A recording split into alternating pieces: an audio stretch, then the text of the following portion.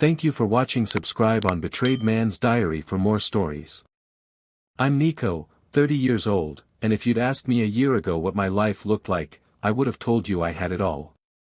A solid IT job, a small but cozy house in the suburbs, 2 cats, a reliable car, and most of all, Clara. My wife. My person. We'd been married for 6 years, together for nearly 10. We met in college at a mutual friend's Halloween party. I was dressed as Neo from The Matrix, which sounds cooler than it was, cheap trench coat, plastic sunglasses, and way too much awkward confidence. Clara showed up as a butterfly, sparkly wings and all, dancing her way across the living room like she owned the air. She bumped into me, literally, and we started talking. I was awkward. She was magnetic. And yet somehow, it worked. Clara had this light about her. The kind of person who could walk into a room full of strangers and leave with half of them laughing and the other half trying to get her number. She majored in communications, always talked about working in PR or something creative. I was studying computer science. Polar opposites in every way, except when it came to how we felt about each other. We were inseparable.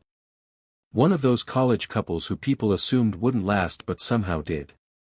After graduation, we moved in together, and within a year I proposed. It was a quiet engagement, just us, no grand gestures. She cried. I cried. We both said yes to a life neither of us fully understood yet. Fast forward a few years and we were both working, paying off student loans, planning vague futures that included a dog, maybe a kid, and definitely a trip to Europe one day. Life was comfortable. But comfort is deceptive. Because it makes you believe that stillness means safety. It doesn't. Sometimes it just means you're not paying attention. The first signs were so small I almost missed them. She started coming home later. At first it was because work ran late or a client meeting went over. Clara had landed a job at a high-end interior design firm in the city, which sounded fancy, but mostly meant long hours and a demanding schedule.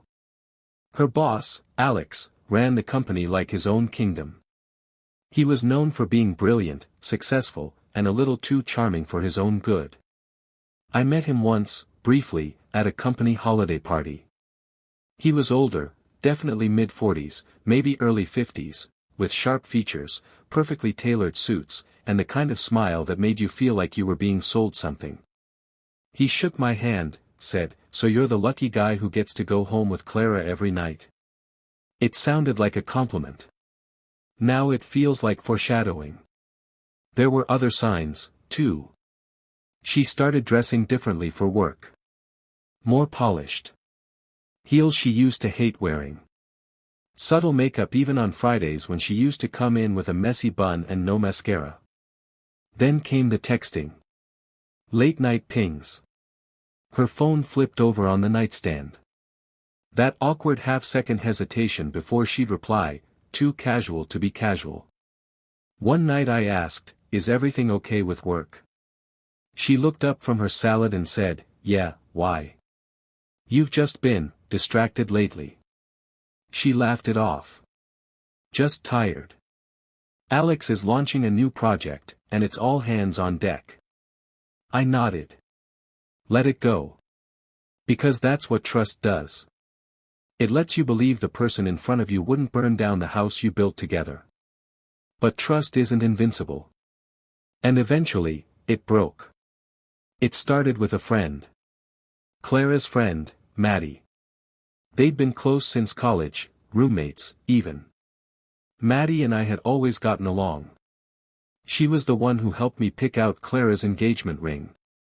She texted me out of the blue one Friday afternoon, "Hey, can I talk to you about something?" Privately. What followed changed everything. She told me she'd overheard Clara on the phone. That it wasn't just work talk. That she'd seen Clara meeting up with Alex outside of the office. That something was going on. I didn't want to believe it. So I didn't. At least not yet. But the next week, Clara had a work retreat. 2 nights in Napa. She packed a small suitcase, kissed me goodbye, and left with a smile. That night, I checked our shared credit card account. There was a charge from a boutique hotel, not the one the company usually used for retreats. A different one. A more intimate one. I googled the name. Looked at the pictures. King beds. Fireplaces. Private patios. Not exactly a team-building setup. When she got back, I didn't say anything right away. Instead, I did something I'm not proud of. I went through her phone. And there they were. Messages from Alex. Not a lot, but enough. I can't stop thinking about last night. You looked incredible in that dress. I wish we had more time. And then her replies. Me too. It felt right. I didn't want to leave. The next morning, I confronted her. I didn't yell. I didn't cry. I just said, "How long?" She froze. Tried to play dumb. Then broke down crying, said she didn't know how to tell me. That it started with long nights at the office. That it wasn't planned. That Alex made her feel seen. Alive. Appreciated. I listened. And when she was done, I told her I was done, too. Clara moved out that Sunday. She packed her things slowly, methodically, as if she was leaving for a vacation instead of walking out of a marriage. No drama. No yelling. Just soft weeping and the occasional pause to look at a photo or a souvenir we picked up on one of our few real vacations. I didn't offer to help. I just sat on the couch like a ghost, watching her erase herself from our home. She took what she said was hers, her clothes, a few kitchen items she'd brought from her old apartment, a couple pieces of decor she claimed felt more like her. She didn't fight over furniture or money. Maybe because she didn't need to. Her boss, Alex, the man who shattered our marriage, owned a luxury home in the city. She moved into his guest house, at least that's what she told me when I asked where she was going. Of course he had a guest house. Of course he was ready for her. What hurt most wasn't even the cheating. It was how easy it seemed for her to leave. How quickly she became a version of herself I didn't recognize. I kept wondering, was she already halfway out the door before she met Alex?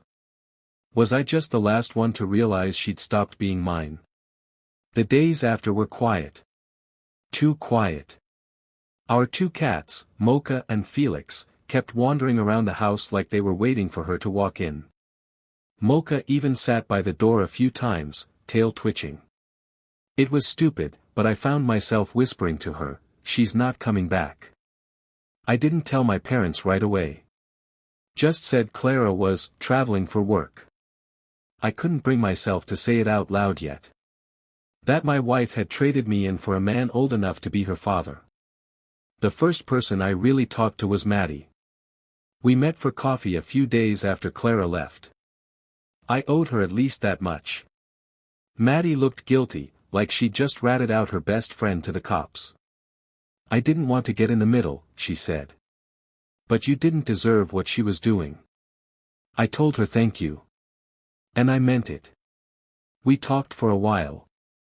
She filled in some gaps, told me how the flirtation between Clara and Alex had been obvious for months. How people in the office gossiped about it, joked even.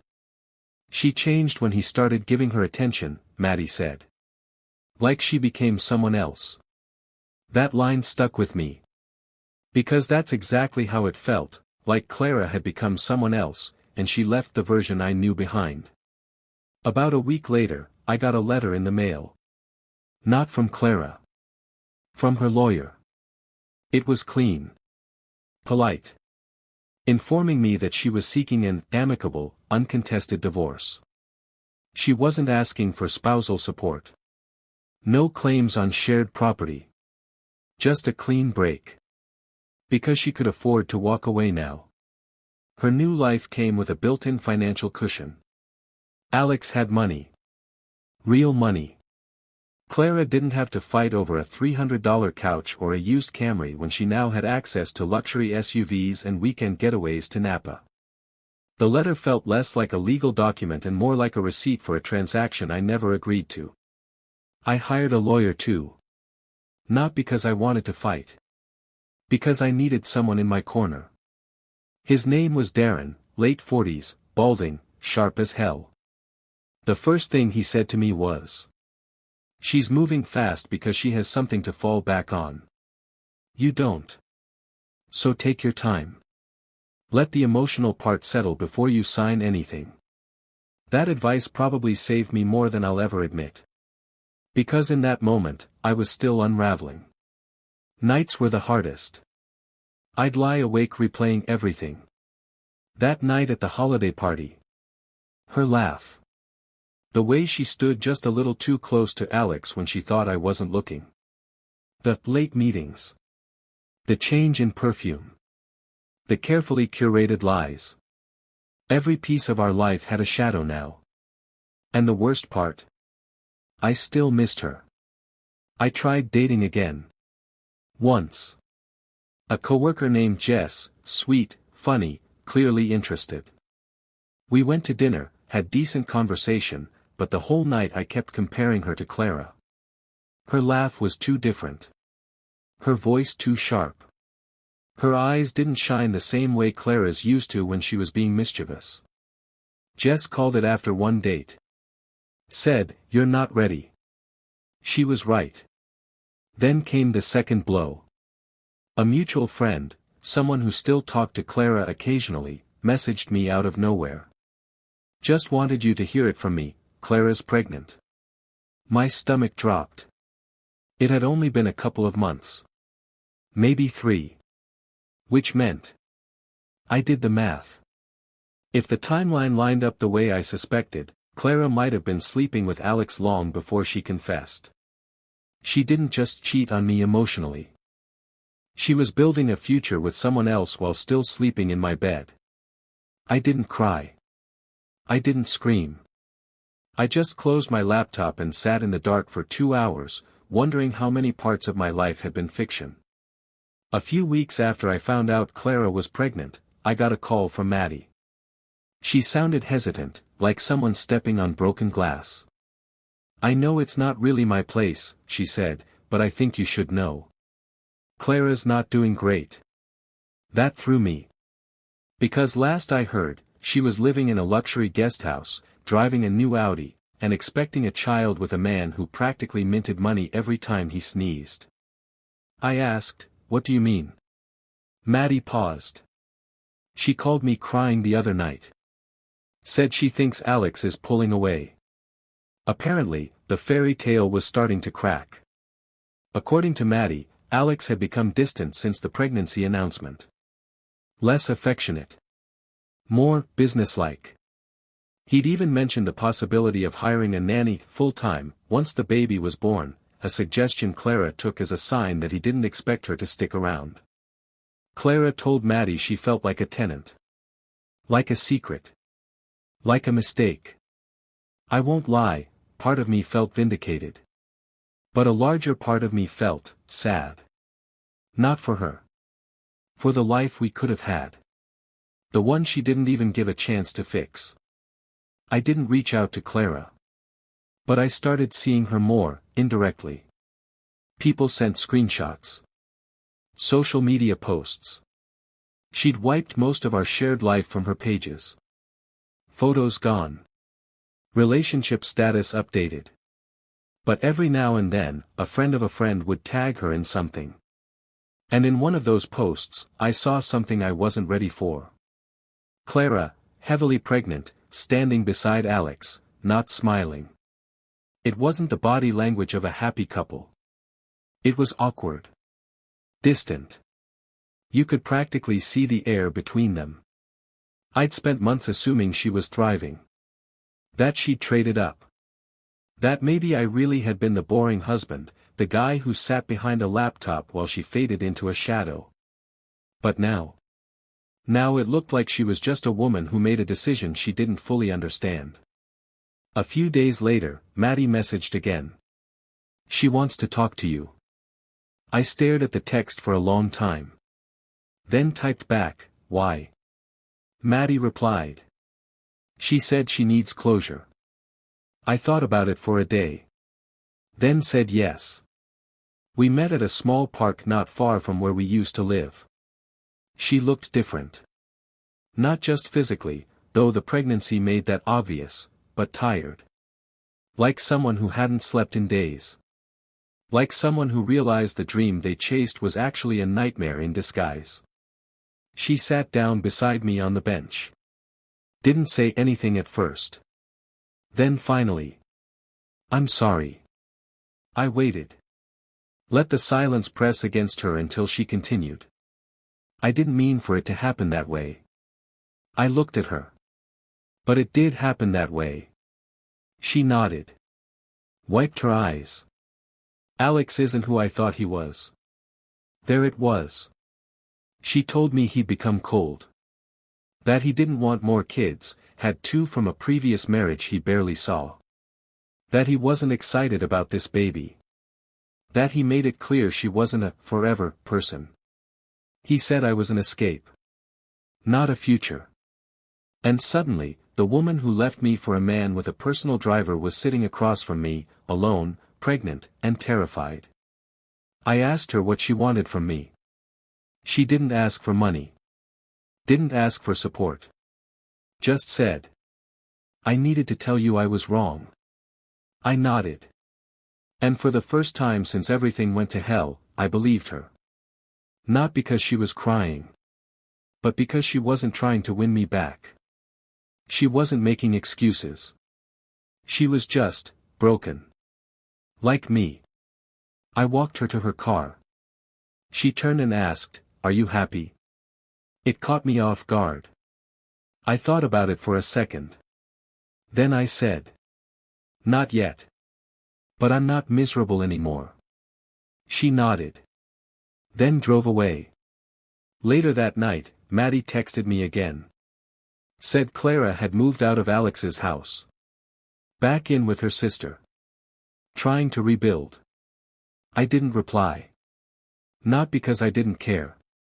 But because for the first time in a long time, her choices weren't my responsibility anymore. About 3 months after that last meeting with Clara, something shifted in me. It wasn't dramatic. No revelation, no epiphany. Just one morning, I woke up and didn't feel heavy anymore. It wasn't happiness, exactly. But it was peace. The kind that comes from surviving something you were sure would break you. I threw myself into work. Took on a couple new projects. Started hitting the gym again, not to transform my body, but to feel like I had control over something. I was sleeping better. Eating better. Even found myself laughing again, really laughing, at stupid memes and late-night stand-up clips. It was progress. And then. I met Sophie. We met through a friend of a friend at a game night. She was funny, quick-witted, a little bit snarky in the way that made conversation spark instead of stall. I wasn't looking for anything serious, and she wasn't either, which made it easy. We started texting. Then hanging out. Then dating, quietly. No pressure. No timelines. It was the first thing in a long time that felt natural. Sophie knew about Clara. I told her on our third date, not in gory detail, but enough. She nodded, asked a few questions, then said, "Well, I don't plan on cheating on anyone, so we're already ahead of the curve." I laughed. She laughed. It felt good. Almost too good. For a few months, everything clicked. We went hiking on weekends. Watched documentaries on weeknights. She had this weird obsession with true crime podcasts and insisted I'd love them if I just gave murder a chance. She was warm. Attentive. Asked questions no one had asked me in years. And then, slowly, she started pulling away. At first it was little things. Delayed replies. Last-minute reschedules. The occasional, "Sorry, super tired tonight, with no follow-up. I chalked it up to work stress. She was a nurse, worked long hours. But something felt off. I ignored it. Because the last thing I wanted was to become the paranoid ex-husband who couldn't trust a woman with a busy schedule. And then it happened. I was at her place one night, she was in the shower, I was grabbing us drinks from the kitchen. Her phone buzzed. The screen lit up. And there it was. "I miss you." From a contact named Daniel Blueheart. I stared at it for a full 10 seconds, heart thudding. Then another message came through. "Can't stop thinking about last weekend." My stomach dropped. She came out of the bathroom, towel in her hair, mid-sentence about something funny that happened at work. And I just held up the phone. Didn't say anything. Just showed her. Her face changed immediately. Not guilt. Not panic. Resignation. Like she knew this moment was coming. She sat down on the couch, didn't even ask how long I'd seen the messages. Then quietly said, "I'm sorry." Turns out, Daniel was her ex. They'd been on again, off again for years before finally breaking up for good, or so she thought. He reached out a few months ago. When we started getting serious. She said she didn't plan on seeing him. But then one night she did. Then again. And again. I didn't yell. Didn't cry. Just stood up, grabbed my jacket, and walked out. She texted later, long message, full of apologies, excuses, explanations. I didn't respond. Because I couldn't believe I was here again. Different woman. Different circumstances. Same betrayal. It wasn't even the cheating itself this time. It was the pattern. Like no matter how honest I was, how open, how committed, I was always going to be someone's placeholder until they remembered who they really wanted. For a few days, I spiraled. Not dramatically. Just low-grade bitterness. Late nights. Cold dinners. Silence. Until one night I opened my journal and wrote. "You're not cursed. You're just learning who's not ready for you." That helped. Not in a fix-everything way. But enough. And slowly, I got back up again. Because if there's one thing heartbreak teaches you, it's how to rebuild. Even when the pieces feel unfamiliar. It had been nearly a year since Clara and I had last spoken in person. Since then, we'd exchanged a few texts, mostly practical stuff. Some old mail of hers forwarded to my address. A reminder about her name still being on a shared streaming account. That sort of thing. Polite. Detached. Civil. Exactly the way I wanted it. Until she called me. Out of nowhere. On a Tuesday afternoon while I was grocery shopping. I stared at her name on the screen for 3 full rings before I answered. "Hey." Her voice was softer than I remembered. Careful. She didn't waste time with small talk. I didn't know who else to call. Her voice cracked. She told me she'd had the baby, a boy named Caleb. But things with Alex had gone from bad to worse. He was gone. Not just emotionally, physically. One day, he left for a business trip and never came back. Blocked her number. Shut off the card she'd been using. Told his assistant not to forward messages. He vanished. Left her with an infant, no legal claim to support, and a mountain of bills from the pregnancy she assumed he'd cover. I didn't know what to say. What do you say to the woman who shattered you, when someone else shatters her in the same way? She wasn't calling to win me back. I could tell that much. She was calling because she was scared. Alone. Desperate. I asked, "Why me?" She sniffled. "Because you're the only person who's ever forgiven me." I didn't know if that was true. But I didn't hang up. We talked for an hour. Mostly about Caleb. She said he had my eyes, which made no sense, but I didn't argue. She said he was colicky but smiled when she sang. She said she didn't expect motherhood to feel like this, so loud and quiet at the same time. Then she said the thing that really got me. I was a good wife until I wasn't. And you didn't deserve what I did. I didn't say anything for a while. Then I told her the truth. I wasn't perfect either. But I stayed. You didn't. She whispered, I know. And then she said goodbye. I thought that was it. But a few days later, she messaged me again. Nothing dramatic. Just a photo of Caleb. Big eyes. Tiny fists. Wrapped in a swaddle with cartoon lions on it. I stared at it for a long time. Not with longing. But with a strange, hollow ache. Not because I wanted them back. But because this could have been my life. In some other universe, maybe it was. We didn't talk often after that, but every once in a while, she'd send another picture. A milestone. A tiny update. It never crossed a line. But it stirred something. Not love. Just the residue of something unfinished. Then, one day, she sent a message that threw me completely off balance. Do you think you could ever forgive me fully? I didn't answer right away. It sat in my inbox for 3 days. Then I replied. I already did. But that doesn't mean I want you in my life again. She wrote back. I wouldn't expect you to. I just needed to know if I was still the villain. That word, villain, stuck with me.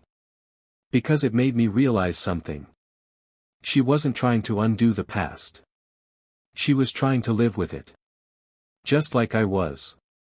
We didn't talk for a while after that. And when we did, it was shorter. More spaced out. Like the chapter was really ending this time, not with a slam, but a slow fade. And somehow, that hurt less. I needed to sit with it, everything. The truth. The lies.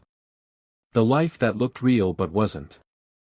I pulled out an old notebook, one I used to journal in back when Clara and I were still married. Most of it was filled with entries about normal things, work stress, weekend plans, love notes I never gave her. But in the back were pages I'd scribbled after she left. Raw, messy stuff. One line stood out. I didn't just lose her. I lost the man I was becoming. And suddenly, I realized, that's who I needed to find again. Not Nico the ex-husband. Not Nico the guy cheated on, twice. But me, before all of this. The man who believed love could be whole. So I made a decision. I booked a solo trip. Nothing exotic, just a small cabin near the coast, a few hours away. No Wi-Fi. No signal. Just the sea and the sound of myself. I needed to disconnect from the digital trail of pain. No Instagram memories. No old texts. No digital ghosts whispering what once was. Just space. And air. And breath. On the second night, I built a fire in the little pit behind the cabin. And I brought that shoebox with me. The one full of Clara. Not because I wanted to burn her out of my memory. But because I wanted to release her. Photo by photo, I fed each one into the flames. The wedding shots. The beach days. Even the birthday card she once wrote that said, "You are the only thing in the world that feels like home." Because home doesn't lie to you. Home doesn't leave you for a richer zip code. I stood there until the fire was just embers. And when I went to bed, I didn't cry. I slept. Really slept. For the first time in years, without dreaming of what I should have said, or what I should have seen coming. Just stillness. When I got back home, I cleaned the apartment top to bottom. Got rid of the couch we bought together. Repainted the bedroom. Reorganized the bookshelves. Little things, maybe.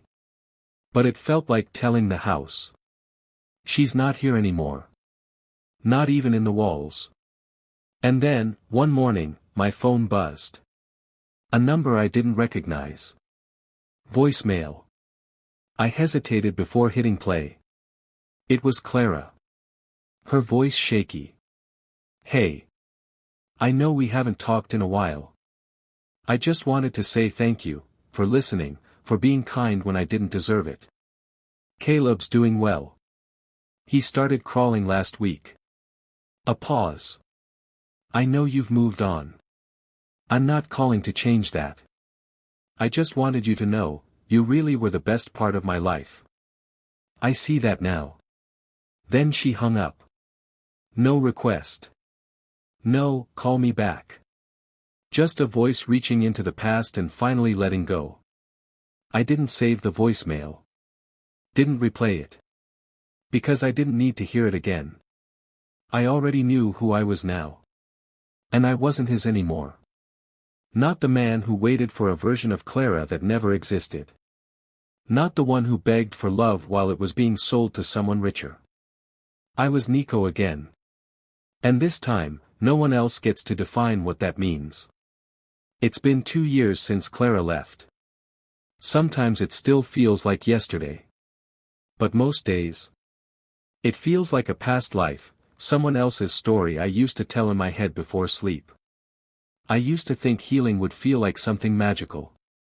Like one day I'd wake up and the ache would be gone, like dust shaken off a jacket after a storm. But healing is quieter than that. It's not dramatic. It's noticing you no longer flinch when her name comes up. It's being able to hear her voice in your memory and not feel your chest collapse. It's seeing a photo of her and thinking, that was a different world. One I don't live in anymore. I rebuilt. Not just my home. Not just my routine. But me. The version of Nico who trusted too easily. Gone, but not bitter. Just wiser. Softer around the edges but harder at the core. I started volunteering. Once a week at a community center. Mostly tutoring kids in basic coding, Python, web stuff.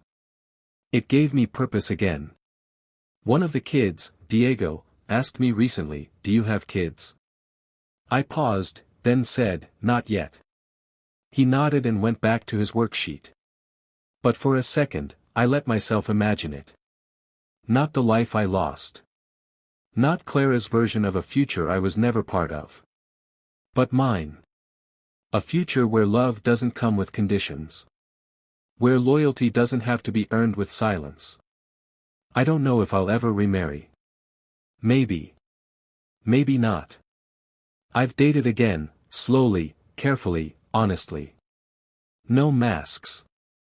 No pretending I'm over things when I'm not. And I've met people who show me that love isn't a one-shot game. That there are still women out there who value presence over power. Integrity over image. Warmth over wealth. People who don't measure commitment by convenience. Clara and I don't speak anymore. After her voicemail, I sent her a short message. I'm glad you're okay. I wish you peace. That was it. No lingering doors. No, maybe someday. Just closure. And sometimes, that's the love story you need most. Not the one where you get back together. The one where you walk away, whole. If you're reading this and you've been through it, the cheating, the heartbreak, the unbearable silence after the storm, let me tell you something. You will feel like a shell. Like no one will ever love you again.